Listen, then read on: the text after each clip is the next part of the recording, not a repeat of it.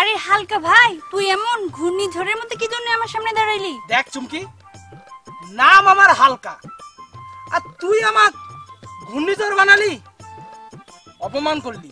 এই হালকারে হালকা ভাবে অপমান করলি। আহারে আমার অপমান আলারে, ভালো কথাই তো বললাম। যদি তোর অপমান হয় তাহলে আমার কিছু করার নেই।